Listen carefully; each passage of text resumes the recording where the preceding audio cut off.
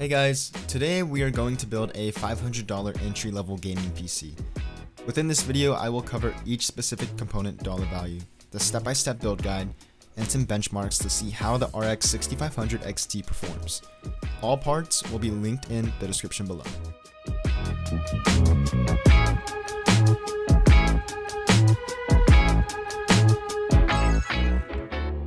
To kick off the build, we will be running Gigabyte's AMD Radeon RX 6500 XT with 4GB of VRAM, pricing at $180. At this time, the GPU prices are at a very appealing price, so make sure you don't miss out on any discounts. The GPU will be paired with a Ryzen 5 5500, which is a 6-core 12-thread processor that totaled us around $100. I've decided to go with a very budget-friendly motherboard from MSI, which is their A520M-A Pro that costed us about $70 from Micro Center.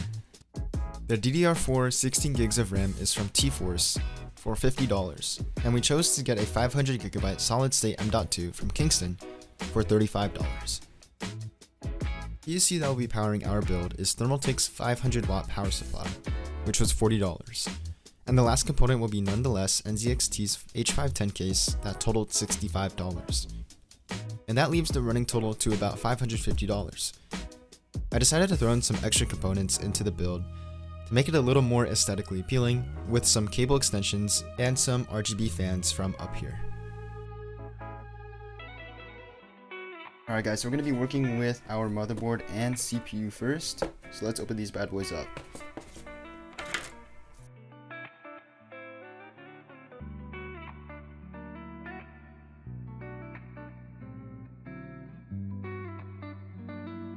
Now for the CPU. It's just gonna come out just like this, guys. Boom. Now when we open up the CPU, we're gonna notice a small golden triangle on the left-hand corner, right here. What we want to do is just match it up with the corresponding corner right here. It's gonna be like a little small triangle. So we want to lift up this little lever here.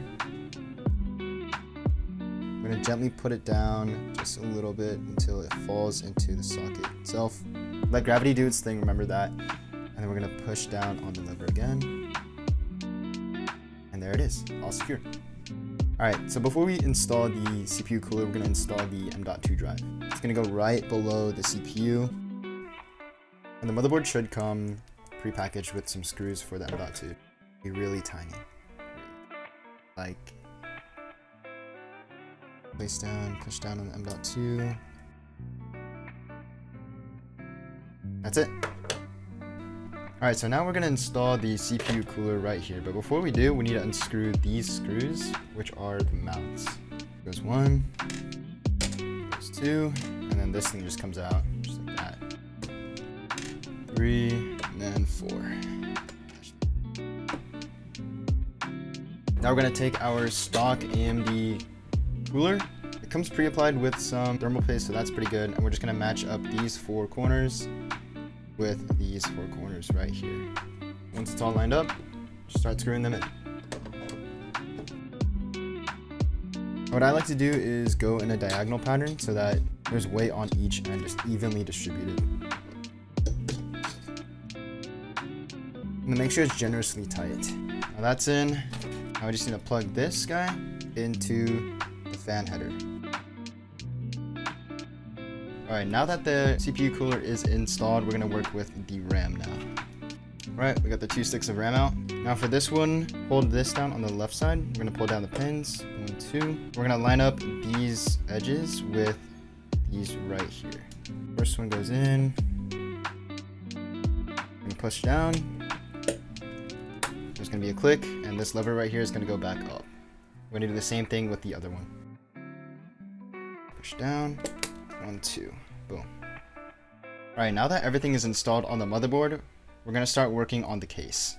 Alright, so before installing the motherboard, we are going to install our PSU first. Let's open this guy up.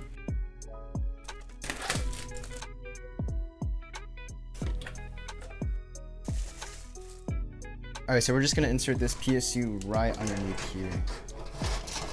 Just like so. Place it there.